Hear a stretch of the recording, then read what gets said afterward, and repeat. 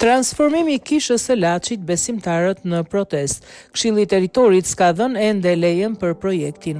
Projekti i provincës Franceskane që synon transformimin e kishës së Shëndot në Laç ka hasur në kundërshtimet e priftit dhe komunitetit pasi sipas tyre cënohet identiteti i vendit të shenjtë. 10 qytetarë së bashku me frat ndue toplanën u mblodhën në kishën e Shëndot në Laç për të kundërshtuar projektin e provincës Franceskane për transformimin e kishës me moton Stop groposjes së besimit. Ata kërkuan ndalimin e punimeve duke theksuar se ky vend po rrezikohet të shndrohet në një ambient të ngjashëm me një varrez.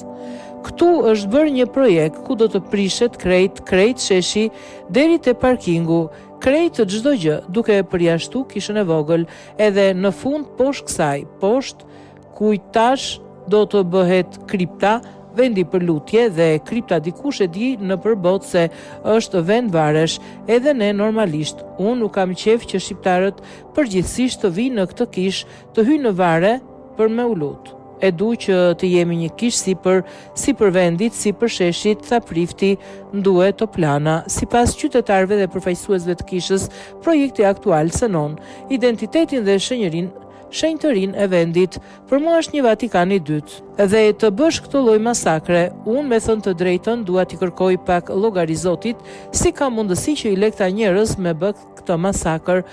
Tha një qytetar, duhet bëhet një projekt i një kishe që të ketë lezet, ta shoh populli dhe të thot mashallah.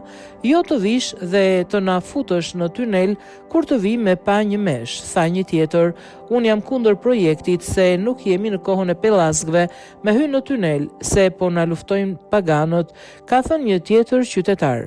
Më herët provinca Franceskane ka hedhur poshtë të pretendime duke deklaruar se kisha ekzistuese nuk do të preket, por do të ndërtohet një katedrale re mbi tokë dhe një vend për lutje poshtë saj.